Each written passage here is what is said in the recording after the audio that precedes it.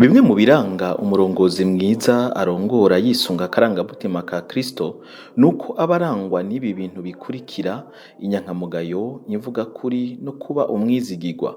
Ngo umurongozi mwiza ntakwiye kubaho hari icanyegeza canke ahisha mu buzima bwiwe. Ibyo byavuzwe n'umwigisha Dr. Takiru Fufa Gemeshu mu ihuriro ryasozerewe kuri uno wa kane igenekerezo rya 9 Rusama umwaka wa 2024 riteguwe n'ishirahamwe Campus pour Christ, aho ryari ryateguye inyigisho ku barongozi b'amashengero n'abaserukira amashirahamwe rukristo hano mu Burundi.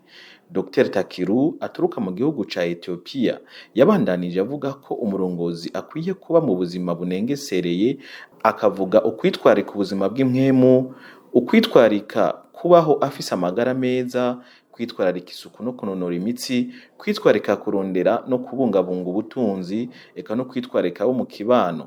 Ibyo yise mu rundi rurimi leadership holistique. Uwuserukira Campus pour Christ Ndayisaba Audace atubwira impamvu biyumviriye gutegura iryo huriro. Tumaze iminsi 3 hano turi muco twise Conférence nationale sur le leadership et la mission.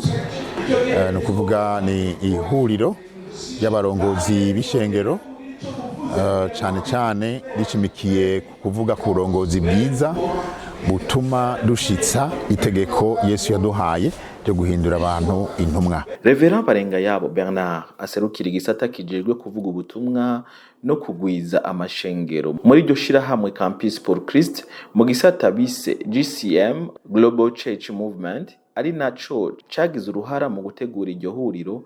Avuga ko abarongozi barenga 200 aribo bashoboye kwitaba iryo huriro, akizeza abo barongozi b'amashengero ko bagiye kubandanya bakorana cyane kugira bashobore kugurura ayandi mashengero rukristo mu mico itandukanye y'igihugu. Aho ni mu gihe mu mwaka uheze 2023 bashoboye gutanguza amashengero atandukanye angana na 15, nayo ababwiwe ubutumwa bwiza bakaba bangana n'ibihumbi 15,677, hakira agakiza abangana 2,940. Kuva dutanguye kugirisha aya makoraniro manini ahuza abarongozi b'amashengero mu bihumbi 2019 niho ikoraniro rya mbere ryaba rihuza abarongozi b'amashengero mu gihugu cose, kandi yabereye hanyene.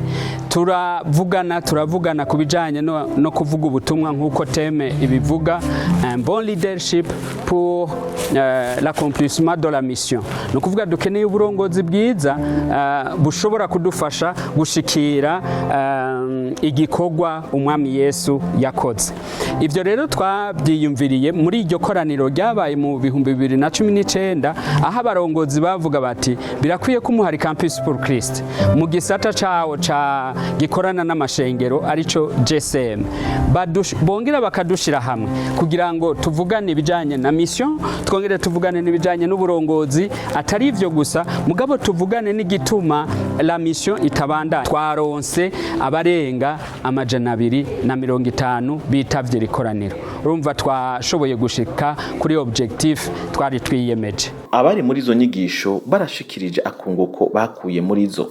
Mu minsi 3 maze hano ndiko nkurikirana zinyigisho, hari ikintu cy'inkoramutima ababigisha batwigishije, ikintu kijanye no gukorera hamwe nk'amashengero. Nitwa Nzishura Simeon, nkaba ndi umusenyeri mukuru w'ishengo eri mu charismatique mu Burundi, nkaba kandi ndongoye na conseil y'amashengero independante mu Burundi. Mu by'ukuri iyi seminari ngiriye akamaro cyane rwose, twibukijwe ibikorwa bihambaye cyane byo gukorera hamwe, byo kubaka insengero hirya no hino aho zitari.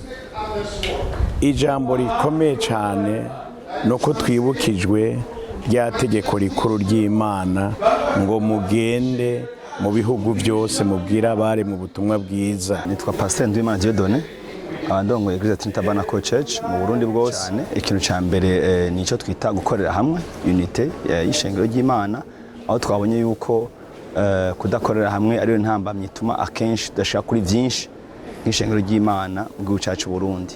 Rero ivyo byamfashije cyane gose kumenya akamaro ko gukorera hamwe n'ingene umuntu agenda akuraho intambamyi zituma tudakorera hamwe nk'ishengero. Icya kabiri naco ni ingene no komeza kugwiza abarongozi Imana yampaye. Icyo ni ikintu cyangwaze ko cyane gose kuko nsanga ndabikora, ariko hari ubundi buhinga nungutse ngene mashaka gushaha ikigega mw'ishengero cyo gushobora kuziganya uburyo uzotuma tunika abarongozi kwiga hirya no hino bakungura ubumenyi kugira ngo dutegure kazoza k'ishengero ry'Imana. Nitwa Iradukunda Eliane, nkaba naje hano mu nyigisho nserukiye umugwi witwa Victory Group, no mugwi w'abaprofessionnel donc basanzwe bakora, hanyuma behaye intumbero yo kuvuga ubutumwa aho basanzwe barangurira imirimo ya misi yose no gushingira intahe Kristo aho bari, kuko twese tutazokwiga ku mapodium yo mu mashengero, ariko kandi ko dukwiye kwerekana Kristo mu buzima bwacu no mu kazi dukora. Ikintu nyamukuru twungutse muri izi nyigisho, icambere nibwirizwa rikuru rya Yesu Kristo iryo yaduhaye yo gusohoka twaje kuvuga ubutumwa bwiza, twabwira abantu ubutumwa bwiza bwa Yesu Kristo.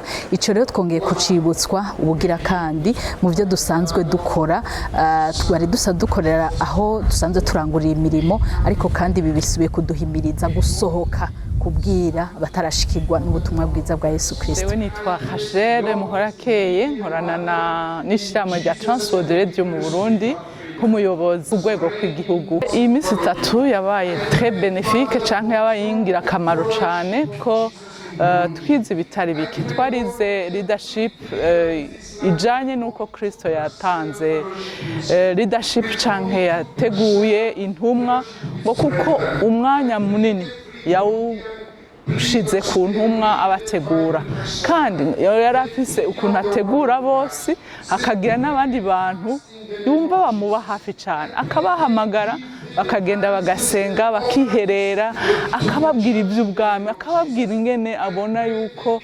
bazosigara nabo baratunganya ishengero, kumbure yaramaze gusubira kwa data. Nitwa Monseigneur Seth Ndayirukiye, ndongoye diocese ya Matana Eglise Anglicane. Iminsi yabaye iminsi y'ikimazi kuko twashoboye kwiga ibitari bike, uhereye kuba umurongozi ngene akwiye kuba ameze, ategurwe ku ruhande rwiwe, ko yoba afise ubumenyi, ko yoba ahagaze neza mu buryo bwo kwizera, mu buryo bwo gukorera Imana bw'umuhamagaro wiwe, kandi ko anashobora no kugira icyo afashije ahari, kuko uburongozi burakura, ntibuguma buhagaze, burabandanya. Hanyuma uyu muntu kandi akaraba mbega ndiko nkora iki muri kubu, muri kazoza nzokora iki, nkwiye gutegura bazonsubirira gute n'ibindi.